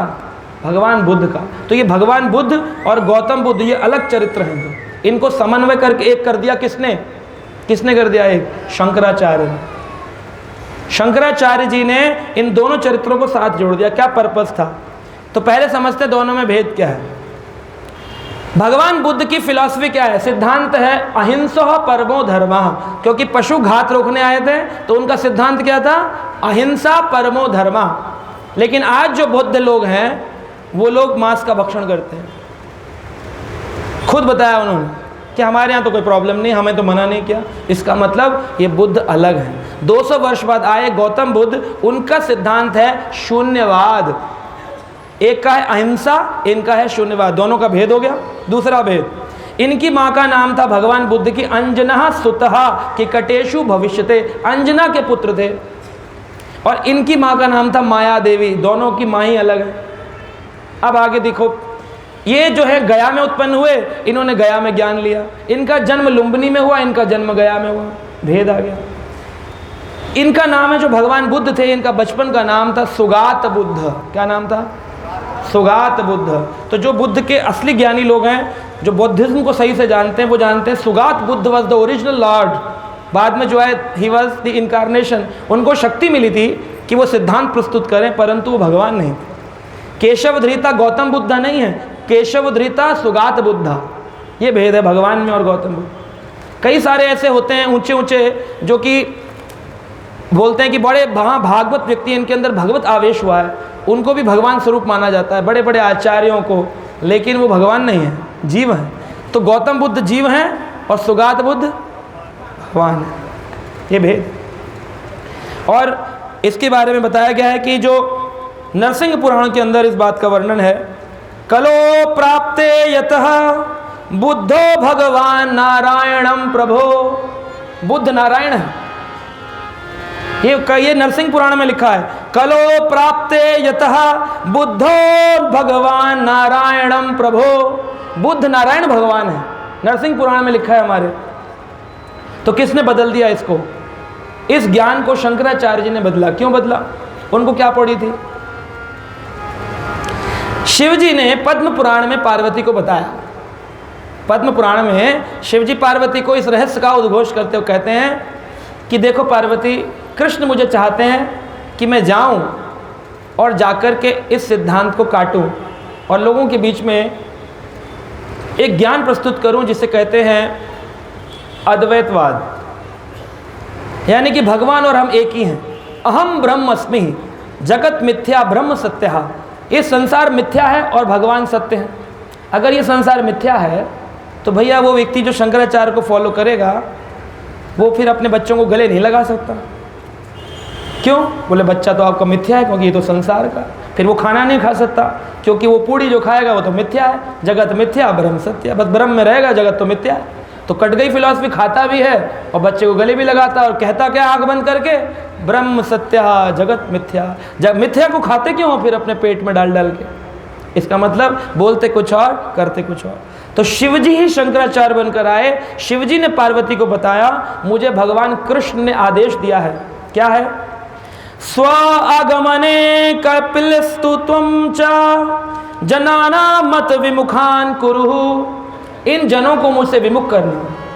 स्व आगमे कपिलस्तः त्वं च जनाना मत विमुखान कुरु मां च गोपयेना स्यात् सृष्टियेष उत्तर उत्तरः। चैतन्य महाप्रभु ने बताया अपने भक्तों को, पद्म पुराण में लिखा है, शिवजी को आदेश मिला है स्व आगमे। शिवजी तुमको स्वयं अपना आगमन करना पड़ेगा। कब? कल्पस्तोम चाह, इस कल्प के अंत में तुमको आना पड़ेगा, यानी कलयुग में तुमको आना पड़ेगा। जनाना मत विमुखान करूँ, इस संसार के लोगों को मुझसे विमुख कर दो। जितने भी लोग भजन की ओर बढ़ रहे हैं इनको मुझसे विमुख कर दो। माम चा गोपये एनहा, जो मैं भगवान हूँ मुझको छुपा लो, मुझे केवल वही जान पाए जो श्रद्धावान हो। फिल्टर कर दो, सारे लोग अंदर ना आए। आप क्या करते हो? एक गेट पास लगाते हो, सारे लोग अंदर ना आ सके। शायद सृष्टि एष उत्तर उत्तर, ऐसी सृष्टि भौतिकवादियों की सभ्यता उदागर। तो शंकराचार्य जी, शिव जी आ गए संसार में और उन्होंने आकर के एक शास्त्र प्रकट किया, उसका नाम है मायावाद। क्या है? माया नहीं, मायावाद। मायावाद क्या है? सारे भगवान एक हैं। मायावाद सुन लो क्या होता है ध्यान से, कोई शायद नहीं बताएगा दोबारा। मायावाद का मतलब है, किताब में लिख दो भगवान सारे एक हैं, ये पहला मायावाद। रूप अलग अलग भगवान एक, ये जो है ये मायावाद है, ये शंकराचार्य जी ने दिया। दूसरा मायावाद क्या है? हम सब मरने के बाद भगवान में लीन हो जाते हैं, ये दूसरा मायावाद। और मायावाद करने से क्या होगा? मायावाद पढ़ेंगे तो क्या होगा? मायावाद सुनीला हईले सर्वनाश। क्या होगा? आप सुन नहीं रहे हैं आप लोग। मायावाद सुनीला हईला सर्वनाश, ये लिखा है शास्त्रों में। ये प्रॉब्लम है कि हनुमान जी भी भगवान, शिव जी भी भगवान, ये भी भगवान, वो भी भगवान, हम भी भगवान, तुम भी भगवान, बाबा भगवान, स्वामी भगवान, सब भगवान। ये जो है ये मायावाद सिद्धांत है।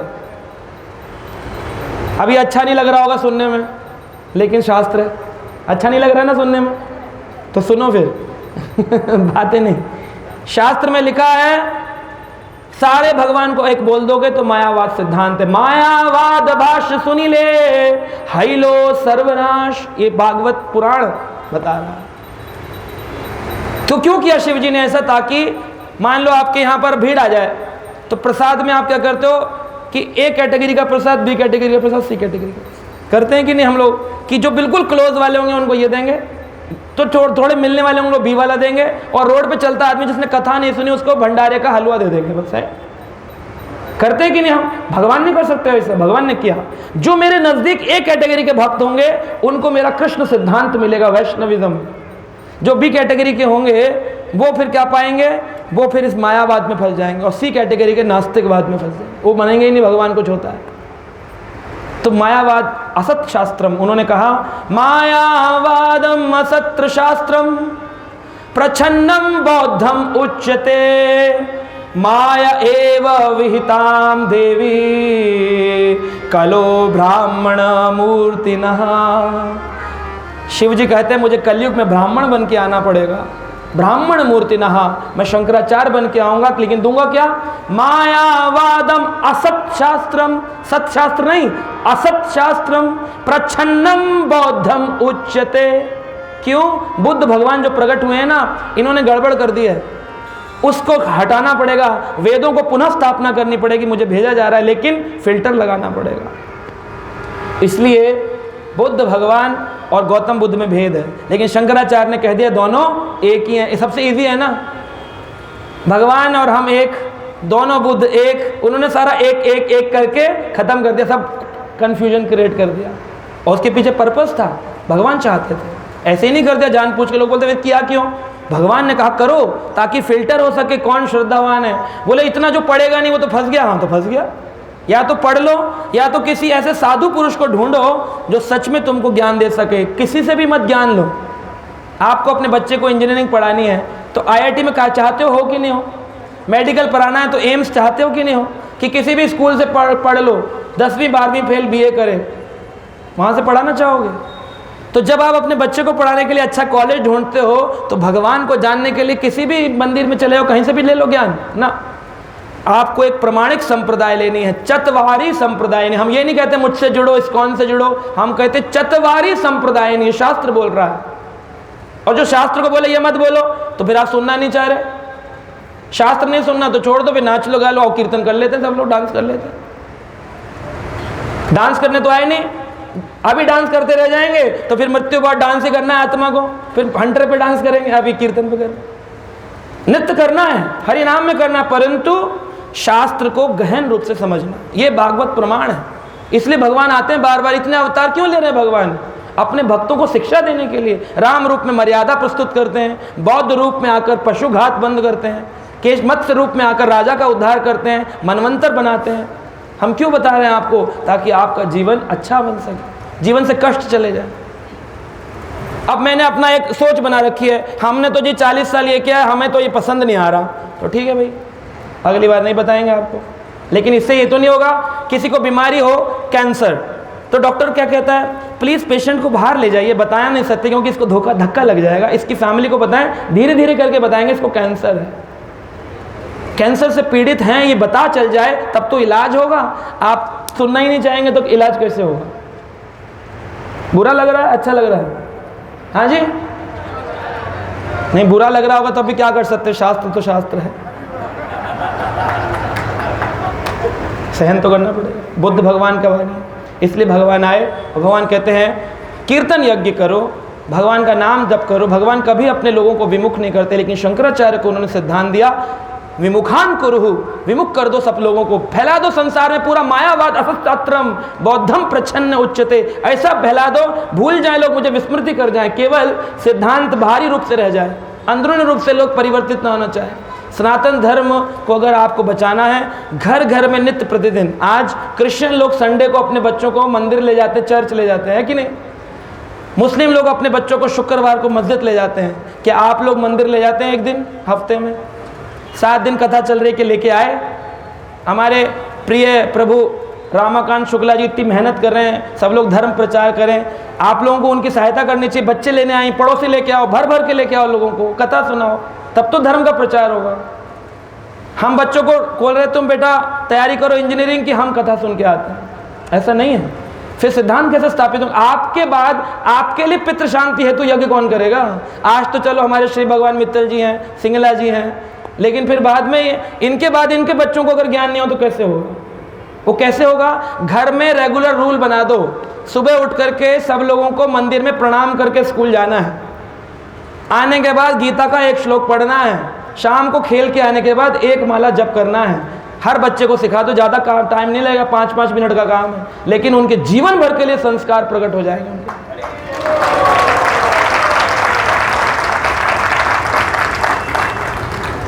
तो ये करना है हमको। कीर्तन करो घर में, ग्रस्त जीवन का कर्तव्य है, 5 मिनट 10 मिनट रोज आरती हो, घर में कीर्तन हो, है ना? कोई भी भजन आप गा सकते हैं जो आपको अच्छा लगता है, लेकिन जो भी गाएं उसके अर्थ को समझ के गाएं। हम गाते हैं तुम स्वामी हम सेवक कृपा करो भरता, जय जगदीश हरे। तुम स्वामी हम, अब सेवक तो हो नहीं। अब सेवक कभी डिमांड करता है क्या भगवान से कि मुझे ये चाहिए ये चाहिए ये चाहिए ये चाहिए?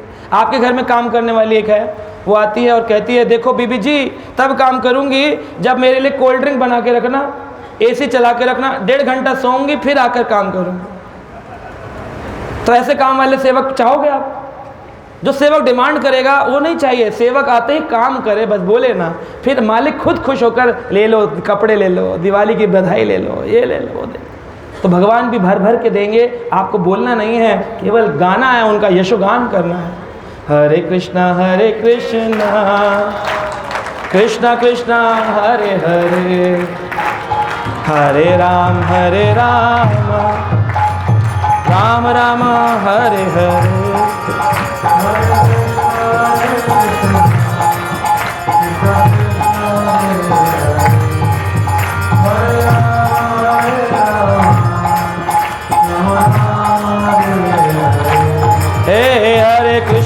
हरे कृष्णा कृष्णा हरे हरे, हरे राम राम राम हरे हरे, हरे कृष्णा हरे कृष्ण हरे राम राम हरे बुद्ध के बारे में बताया गया। भगवान बुद्ध ने अद्भुत अद्भुत शिक्षाएं दी। तो जब तक भगवान बुद्ध यहाँ आपके सामने दर्शन देने आ रहे हैं, आपको कुछ उनकी लीलाओं को श्रवण करेंगे।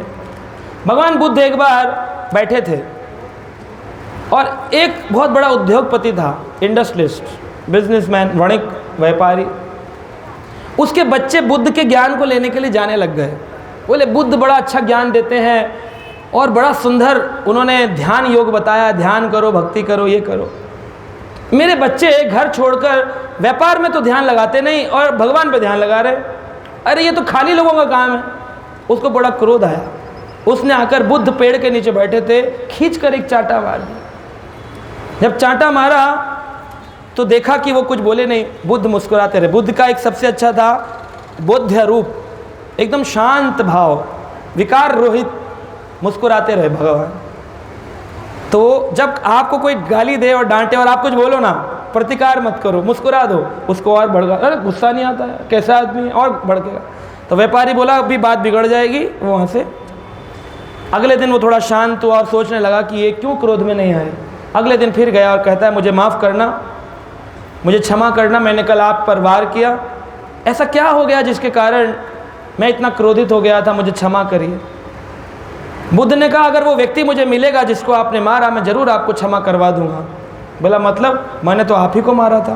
बुद्ध बोले मुझे तो याद नहीं कि आपने मारा। तो इसका अर्थ क्या है? बुद्ध कहते हैं कि अगर आपने माफ़ी करना है, किसी को क्षमा करना है, तो क्षमा करने का तरीका ये नहीं होता अगली बार मत करियो बेटा, तूने आज तो कर दिया मेरे साथ में, अगली बार मत करियो, क्षमा कर रहा हूँ तुझे। ऐसे क्षमा नहीं होती है। उसको पूरा का पूरा पश्चाताप में और आपराधिक भाव में भर देना, ये क्षमा नहीं है। क्षमा क्या है कि उसको पता ही ना चले कि आपने क्षमा कर दिया। वो कहे मेरे से गलती हो गई, अरे नहीं, अरे महाराज आप कहाँ, बहुत बढ़िया, वो हो गई, ठीक है, छोड़, बात ही नहीं करनी उस बारे में। उसको क्षमा करते वक्त ये भाव है कि उसको ये भाव ही ना हो कि इसने गलती करी। ये क्षमा बड़ी, ये क्षमा सिखाई बुद्ध भगवान। बुद्ध कहते हैं एक बार एक व्यक्ति, बुद्ध जो थे वो एक घर पर गए भिक्षा मांगने के लिए। तो एक स्त्री खड़ी थी बाहर, वो कहने लग गई, बुरा बुरा शब्द बोलने लग गई। काम धंधा है नहीं, भिक्षुक बुद्ध पात्र लेकर आ जाते हैं भिक्षु बन के, है ना, और बोलने लगते अहिंसा परमो धर्मा, मात भिक्षाम देहि भिक्षाम देहि भिक्षाम देहि। सुबह से काम धंधा नहीं, अच्छे कट्टे हो, काम क्यों नहीं करते? बुद्ध को बोला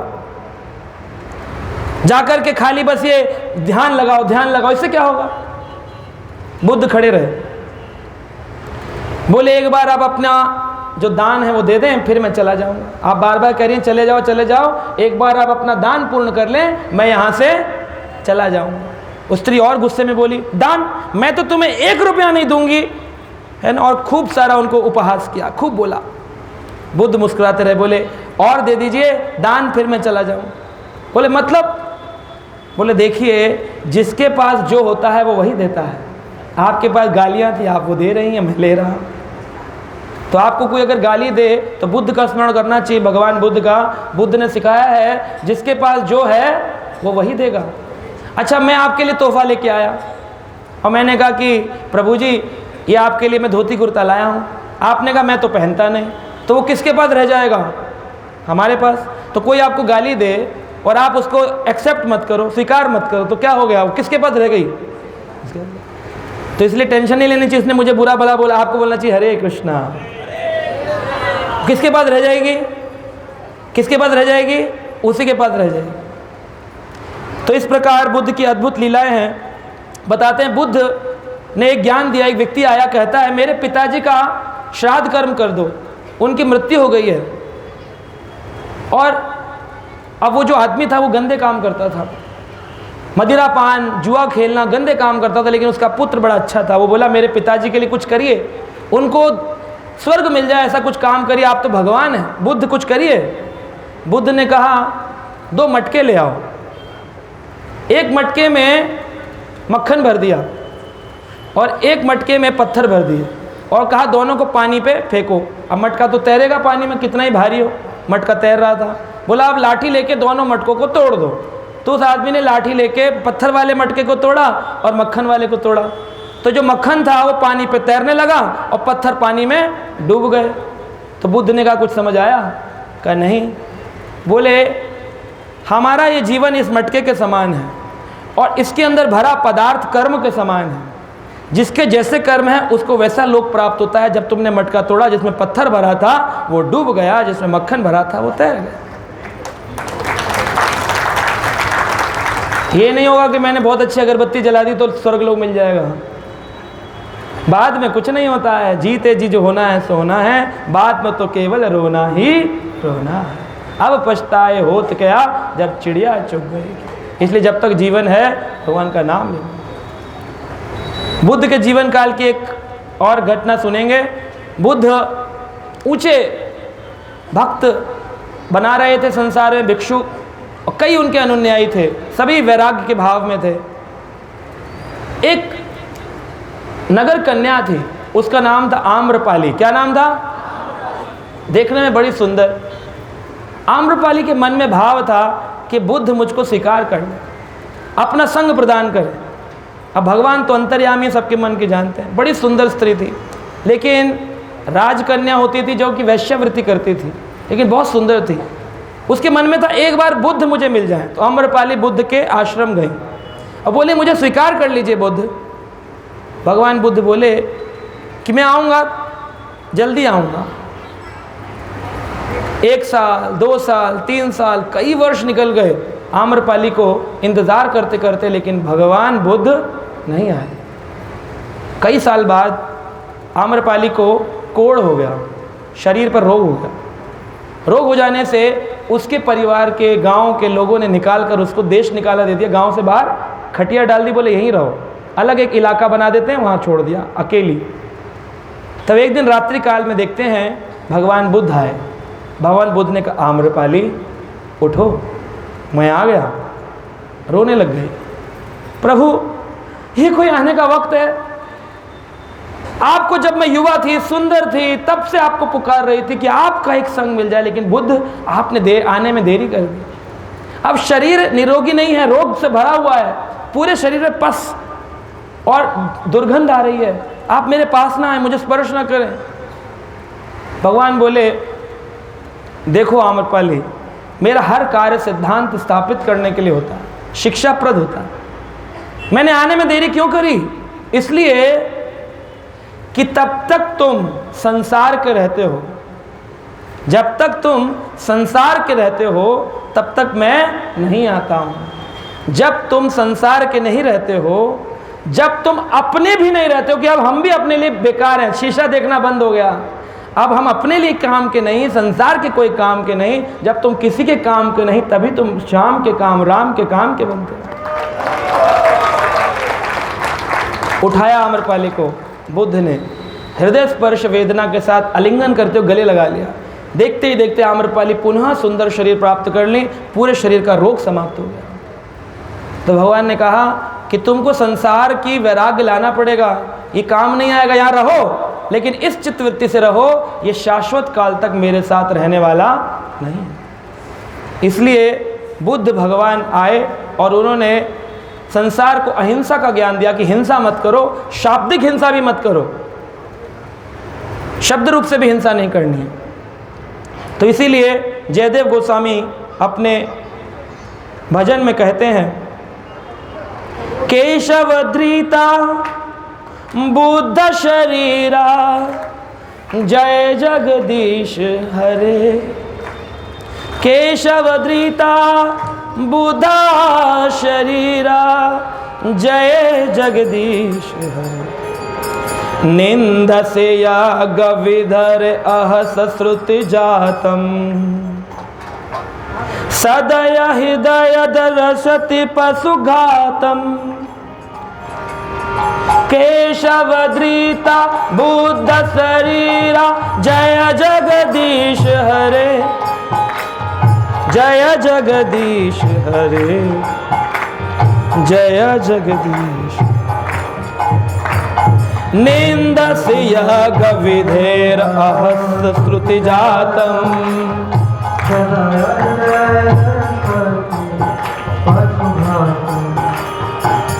केशवधृता बुद्ध शरीरा जय जगदीश हरे जय जगदीश हरे जय जगदीश हरे। निंदस्य गविधेर अहसा श्रुति जातम् सदय हृदय दर्शति पशुघातम् केशवधृता जय जगदीश हरे जय जगदीश हरे जय जगदीश हरे। ओ केशवधृता बुद्ध शरीरा जय जगदीश हरे जय जगदीश हरे जय जगदीश। बोलिए सब लोग। केशवधृता बुद्ध शरीरा जय जगदीश हरे जय जगदीश हरे जय जगदीश हरे। हाँ निंदस्य गविधेर अहस श्रुति जातम् सदय हृदय दर्शति पशुघातम् केशवधृता बुद्ध शरीरा जय जगदीश हरे जय जगदीश हरे। सब लोग बोलो। केशवधृता जय जगदीश हरे जय जगदीश हरे जय जगदीश हरे। जल दे देना जल। हरे कृष्ण हरे कृष्णा कृष्णा कृष्णा हरे हरे हरे राम राम राम हरे हरे कृष्णा कृष्णा कृष्णा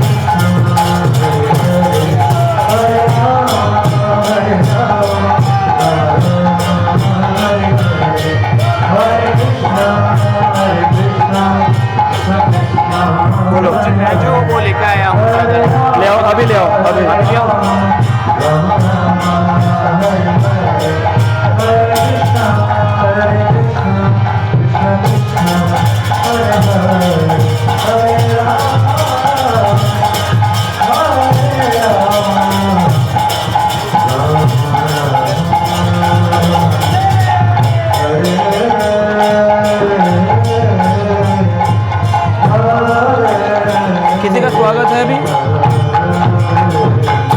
अभी एक भक्त हैं, वो 4-5 शॉल लेके आए हैं। एक तो कीर्तन वालों को और जो मेकअप वाले ना उनको 4 लोगों का स्वागत करेंगे 2 मिनट के लिए। अभी फिर कथा शुरू।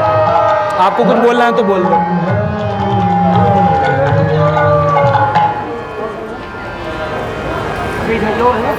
फेस वो जो मेकअप वाले हैं उनका नाम है देवेंद्र जी, और कीर्तन वाले हैं रक्षक माधव जी। उनको बुलाएंगे स्टेज पर। हाँ, जुगाड़। अब पहले आप कुछ बोलिए धर्म प्रचार समिति के बारे में, तब तक वो आ रहे हैं। अपना वो चित्रकूट धर्मशाला बताएं।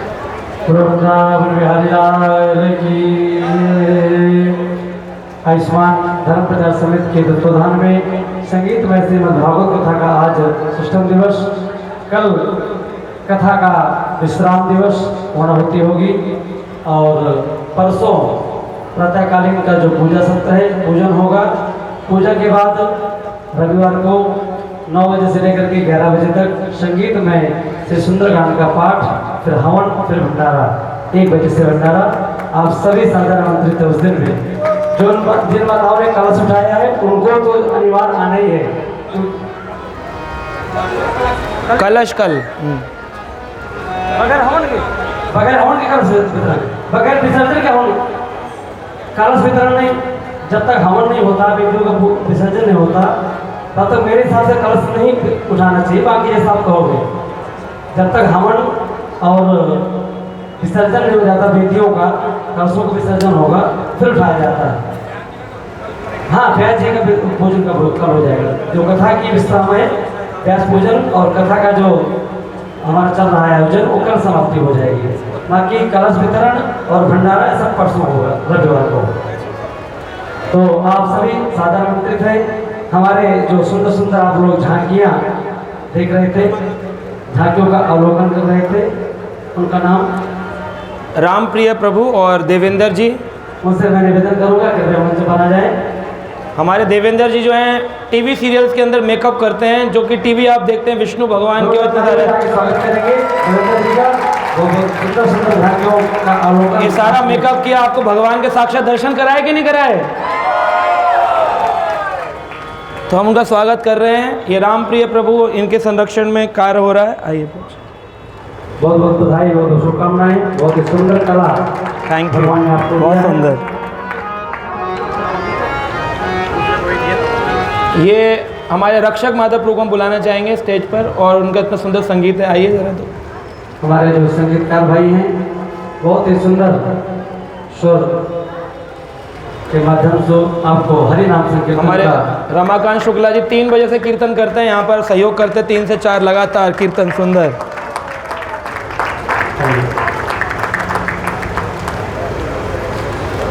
बहुत बहुत स्वागत, अभिनंदन, जोरदार ताली बजाकर स्वागत करेंगे। प्रभु जी जो हैं वो संगीत के विशारद हैं। 8 वर्ष तक इन्होंने साधना करी संगीत की, और आप मंदिर में पूरा जीवन समर्पित करके सिर्फ कीर्तन करते हैं भगवान के नाम।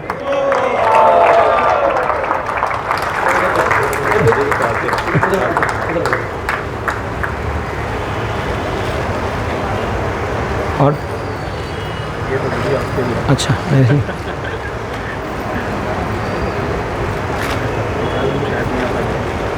तो ये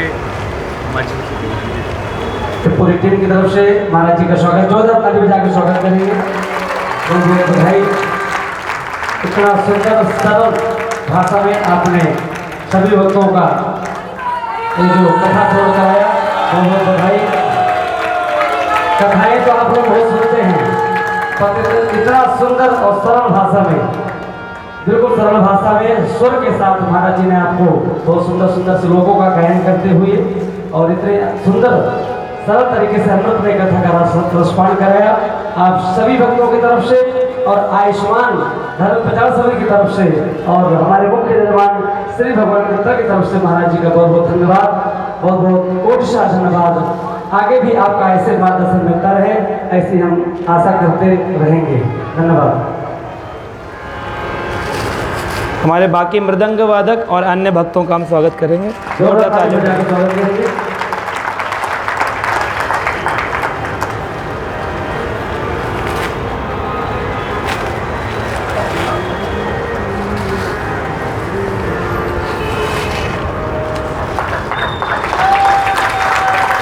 सभी लोग जोर से।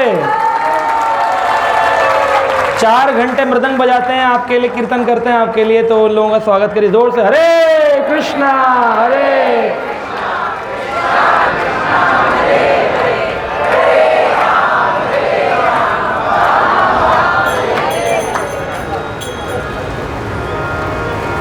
मैं सभी आयुष्मान धर्म प्रचार समिति के सदस्यों का भी बहुत बहुत धन्यवाद। ये दिन रात यहाँ पर लगे रहते हैं, सेवा करते रहते हैं।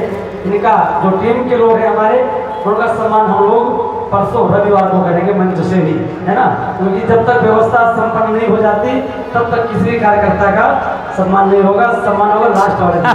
आशीर्वाद भी मिलेगा महाराज जी की तरफ से, हनुमान जी का महाराज का आशीर्वाद, और सारी व्यवस्थाओं को जब वो सब दिल्ली उनका नाम लिया जाता है, हमारे जो पूरे टीम के लोग हैं। और मुझे लगता है जो सेवक होता है वो नाम के लिए भूखा नहीं होता, सम्मान के लिए भूखा नहीं होता।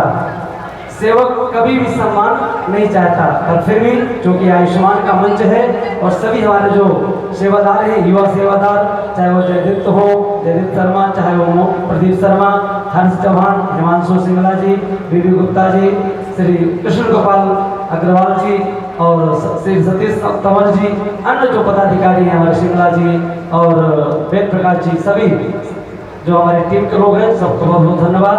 आइए महाराज जी को पुनः निवेदन करूंगा, उसी धारा में प्रवाहित करते हुए कथा को आगे बढ़ाएंगे। धन्यवाद। दास के भाव से कीर्तन करते हुए, मैं आपका दास हूँ और मैं आशा करता हूँ कि त्रुटियों को क्षमा करते हुए हम आगे बढ़ेंगे। त्रुटियाँ तो होती ही हैं समाज में जब होते हैं। गोविंद तुम्हारे चरणों में एक प्रेम पुजारी आया, गोविंद तुम्हारे चरणों में एक प्रेम पुजारी आया है। गोविंद तुम्हारे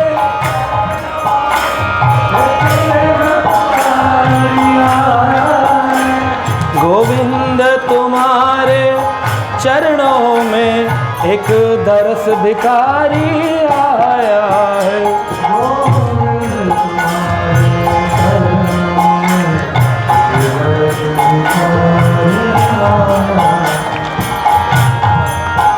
मेरे हाथ में जल का लोटा है, मैं तुम्हें नहलाने आया हूँ। मेरे हाथ में जल का लोटा है, मैं तुम्हें नहला।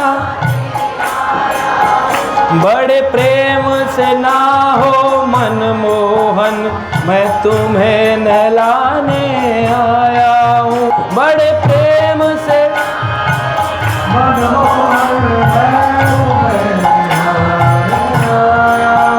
गोविंद तुम्हारे चरणों में एक प्रेम पुजारी आया है।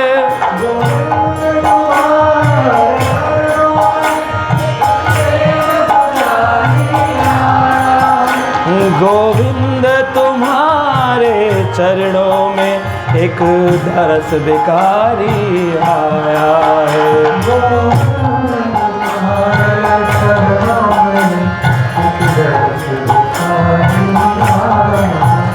मेरे हाथ में रेशम वस्त्र है, मैं तुम्हें पहनाने आया हूँ।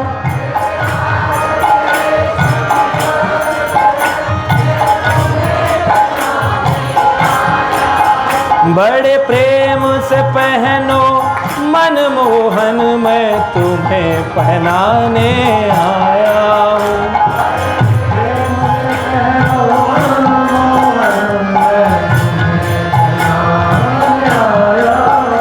गोविंद तुम्हारे चरणों में एक प्रेम पुजारी आया है।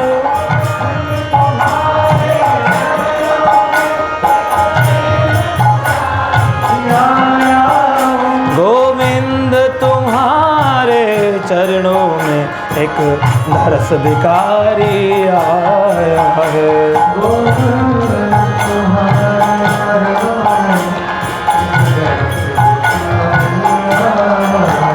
मेरे हाथ में केसर चंदन है, मैं तिलक लगाने आया हूँ।